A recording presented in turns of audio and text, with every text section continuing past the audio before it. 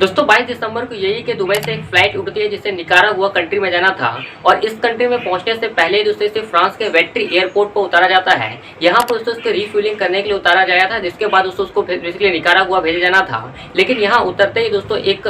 France की दोस्तों investigation agency को ये खबर निकलकर सामने आती है कि इस फ्लाइट के अंदर जितने भी यात्री सवार हैं उनको निकारागुआ में लेकर जाया जा रहा है। उसके बाद यूएसए और कनाडा से इस कंट्री में उसको दोस्तों जो है ह्यूमन ट्रैफिकिंग के लिए दोस्तों इलीगली लेकर जाया जा रहा है। ऐसे में दोस्तों इसको जो है तुरंत इसकी जांच की जाती है और कुछ दिनों के बाद दोस्तों इसको इंडिया के मुंबई एयरपोर्ट में फिर से एक बार इसको दोस्तों ग्राउंडेड करवाया जाता है। ऐसे में इस कहानी को जो आप पूरा सुनते हैं तो आपको लगता है कि एक प्रकार की मूवी का सीन है, लेकिन ये असल जिंदगी में दोस्तों इसको हम जो है डोंकी फ्लाइट के रूप में जानते हैं, जहां पर दोस्तों इलीगली लोग बहुत सारे लोग दोस्तों एक कंट्री से दूसरे कंट्री में जाते हैं। और इसके ऊपर दोस्तों शाहरुख खान जी की एक बहुत ही बेहतरीन फिल्म आई है जिसका नाम दोस्तों डंकी है। तो आए दोस्तों आज की वीडियो में इसी चीज को समझने की कोशिश करते हैं कि एक्चुअल में ये डोंकी रूट होता क्या है, कैसे दोस्तों आज के समय एक बहुत बड़ी समस्या बन चुका है। इस चीज को दोस्तों आज विस्तार से समझने की कोशिश करते हैं। United States illegally typically do it through the US-Mexico border. Roll along with a blanket, food, and bus ticket to the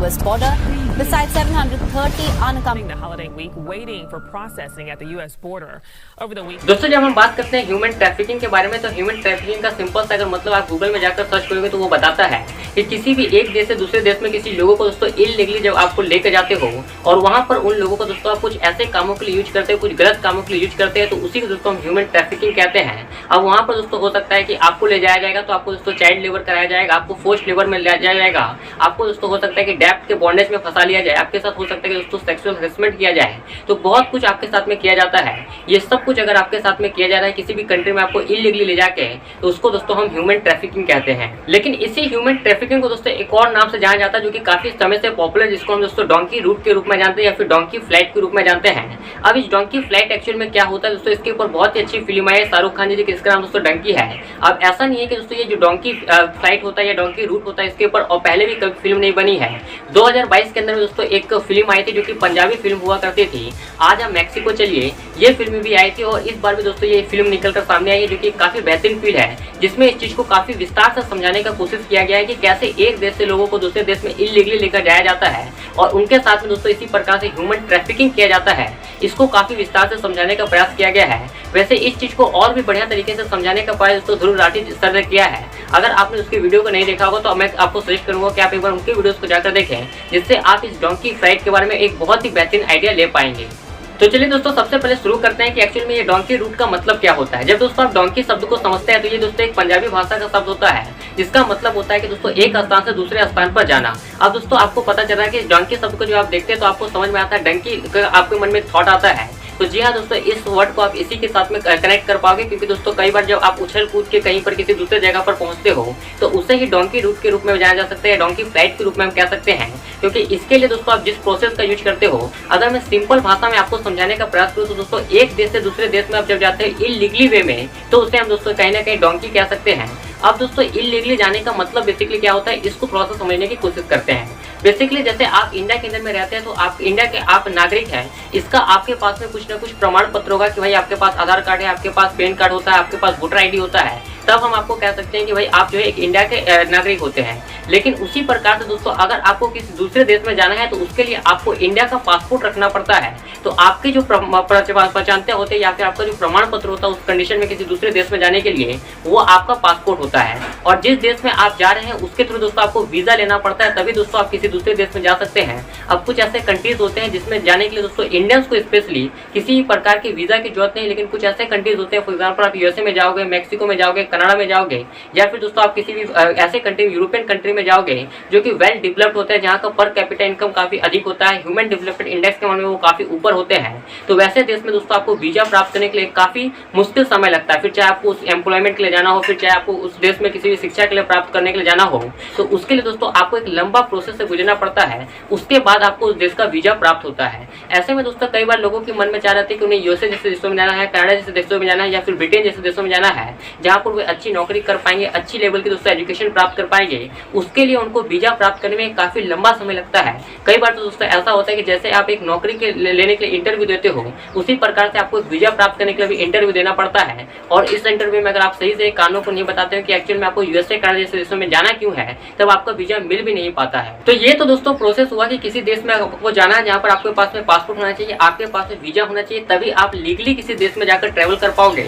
लेकिन जैसा कि बोला है कि काफी मुश्किल काम होता है, आपको पासपोर्ट तो मिल जाएगा लेकिन दूसरे देश का वीजा प्राप्त करने काफी मुश्किल काम होता है। और इसी चीज में दोस्तों उत्पत्ति होती है डोंकी रूट की, जहाँ पर दोस्तों आप किसी इलीगली तरीके से एक देश से दूसरे देश में जाते हो, किसी भी प्रकार के हो सकता है कि आपको वहाँ पर जॉब करना हो, या फिर आप दोस्तों हायर एजुकेशन के लिए इलीगली एक देश से दूसरे देश में जाओगे, तो उसे ही हम दोस्तों डोंकी रूट के रूप में जानते हैं। और पिछले कुछ दिनों में देखोगे दोस्तों ये जो डोंकी फ्लाइट का कॉन्सेप्ट है ये काफी ज्यादा पॉपुलर हो गया है। स्पेशली इंडिया के अंदर में जब हम बात करते हैं तो जो गुजरात हरियाणा जैसे स्टेट होते हैं, जो गुजरात जैसे स्टेट है, हरियाणा जैसे स्टेट होते हैं, वहाँ पर जो पंजाब जैसे स्टेट है ये यहाँ पर काफी ज्यादा पॉपुलर हुआ है, जहाँ पर दोस्तों वहाँ से दोस्तों लोग जो है काफी बड़ी मात्रा में काफी ज्यादा मात्रा में दोस्तों माइग्रेट करते हैं दूसरे देशों में, बेसिकली यूएसए कनाडा जैसे देशों में इलीगली दोस्तों जो है कहीं ना कहीं माइग्रेट करते हैं। बेसिकली दोस्तों हमें इसके एक आंकड़े की तरफ नजर डालते हैं। 2018 से 19 में अगर आप ये आंकड़ा देखोगे तो कुछ 8,000 के आसपास था, लेकिन जब 2022 से 23 के आंकड़े के पास में देखोगे तो कुछ दोस्तों 96,000 के आसपास दोस्तों लोग जो है इलीगली, अगर आप देखोगे इलीगली इंडियन जो होते हैं दोस्तों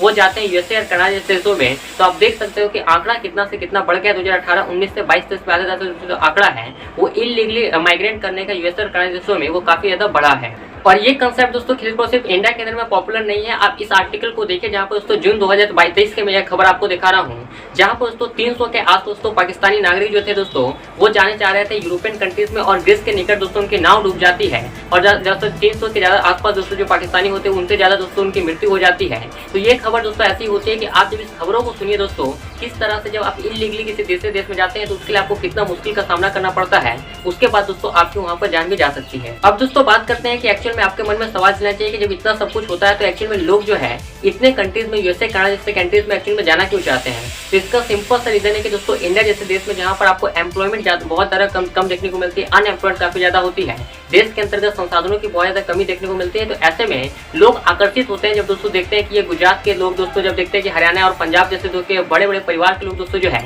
यूएसए और कनाडा जैसे देशों में काफी ज्यादा पैसे अर्न कर रहे हैं, तो ऐसे में दोस्तों लोग आकर्षित हो जाते हैं कि उन्हें भी यूएसए और कनाडा जैसे देशों में जाना है, जिससे कि वे आकर्षित होकर दोस्तों धन कमाने के लिए या फिर हायर एजुकेशन को प्राप्त करने के लिए, जब उनको उसके लिए दोस्तों लीगली वे फॉर्म नहीं हो पाते हैं, लीगली दोस्तों जब उनको वीजा वगैरह प्राप्त नहीं होता है तो इसके दोस्तों इलीगली ट्रांसपोर्ट का सहारा लेते हैं। और आप जान के हैरान हो जाएंगे कि दोस्तों जो इलीगली जाने का तरीका है उसमें दोस्तों इंडिया के अंदर में काफी एजेंट्स आपको देखने को मिलते हैं जो कि आपको दूसरे देश में पहुंचाने के लिए कुछ 25 से 30 लाख रुपए टारगेट करते हैं। कई बार तो ऐसा देखा जाता था कि बहुत सारे लोग दोस्तों जो अपनी संपत्तियों को बेच देते इसी यूएसए और कनाडा जैसे देशों जाने के लिए, हायर एजुकेशन को प्राप्त करने के लिए, ताकि वहां पर जाकर उनकी आर्थिक स्थिति ठीक हो सके। लेकिन यहाँ पर दोस्तों जो इलीगली जाने का कंसेप्ट होता है, कई बार दोस्तों ये इलीगली कंसेप्ट कुछ इस तरह से काम करता है कि आपको गल्फ कंट्रीज से होते हुए लेकर जाया जाएगा, उसके बाद दोस्तों हो सकता है कि आपको साउथ अमेरिकन कंट्रीज में लेकर छोड़ दिया जाए। कई बार दोस्तों ऐसा होता है कि आपको किसी अफ्रीकन कंट्रीज से होते हुए लेकर जाया जाएगा, फिर आपको किसी साउथ अमेरिकन कंट्रीज में छोड़ दिया जाएगा। उसके बाद दोस्तों जो आपको नॉर्थ अमेरिकन कंट्रीज में पहुंचना चाहे वो यूएसए और कनाडा या फिर मैक्सिको हो, वहां तक पहुंचने का जो रास्ता आपको देखने को मिलेगा